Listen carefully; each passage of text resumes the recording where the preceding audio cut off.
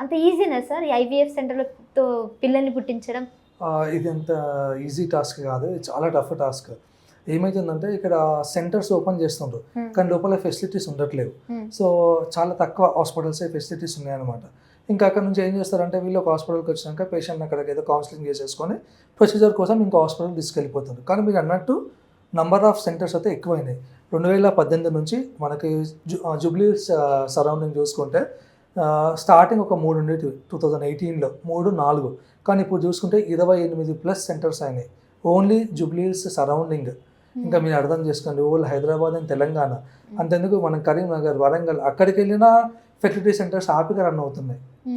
Not only city, metropolitan city, మీకు rural side వెళ్ళినా ఈ సెంటర్స్ వచ్చేసినాయి ఆల్రెడీ మొత్తం ఇన్ఫెర్టిలిటీ అని చెప్పి. అయితే ఐవీఎఫ్తోనే సక్సెస్ అవుతుందా అంటే స్టడీస్ ఏం చెప్తున్నాయంటే 92% సక్సెస్ రేట్ ఉందన్నమాట కొన్ని సెంటర్స్కి. కొన్ని సెంటర్స్కి అయితే 50% సక్సెస్ రేట్. అది ఎందుకు అంటే వాళ్ళు యూజ్ చేసే మెథడాలజీని బట్టి ఉంటుంది అనమాట. సెకండ్ థింగ్ వచ్చేసి ఏజ్ ఫ్యాక్టర్ కూడా చాలా ఇంపార్టెంట్. ఎందుకోసం అంటే ఇప్పుడు ఆమె ఎల్డర్లీ ఏజ్ ఉంది, 40 సంవత్సరాలు ఉంది. 40 సంవత్సరాలకు ఇప్పుడు ఫిమేల్ 40 సంవత్సరాలు ఇప్పుడు ఐవీఎఫ్ కావాలంటే ఆమెకు లోపల హార్మోన్ గట్రా సపోర్ట్ చేయాలి కదా.